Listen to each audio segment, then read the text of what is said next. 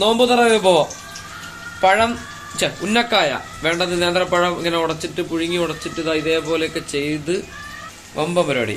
അത് കഴിഞ്ഞിട്ട് ഇതാ ഈ സാധനങ്ങളൊക്കെയാണ് ഇതിനകത്തേക്ക് വേണ്ടത്. തേങ്ങ വേണം, ഏലക്കായ വേണം, അണ്ടിപ്പരിപ്പ് വേണം, മുന്തിരി വേണം, പിന്നെ പഞ്ചാര വേണം, അങ്ങനത്തെ സാധനങ്ങളൊക്കെ വേണം. എടുത്തിട്ട് ഇതേപോലെ നിറച്ചിട്ട് കറക്റ്റായിട്ട് പൂട്ടുക. അത് ആ മേക്കലിലാണ് അതിന്റെ കറക്റ്റായിട്ട് വരിക.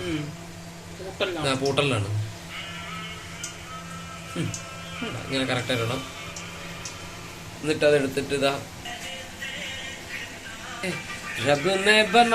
അതിങ്ങനെ കറക്റ്റാക്കി വെക്കുക. എന്നിട്ട് ഇതേപോലെ ഇങ്ങനെ എണ്ണയിലേക്ക് ഇട്ടിട്ട് ഇങ്ങനെ എടുക്കുക.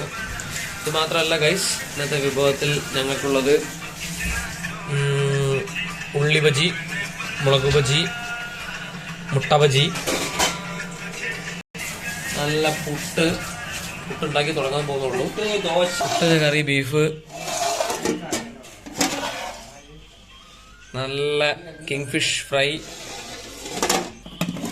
നല്ല കുത്തരി ചോറ്, ടാങ്ക് കലക്കിയത്, ടാങ്ക് കച്ചോറ് റെഡിയാക്കി വെച്ചിരിക്കുന്ന ബാക്കി സാധനങ്ങൾ ഐറ്റംസ് ഞങ്ങൾ അടുത്ത വീഡിയോയിൽ കാണുന്നതായിരിക്കും.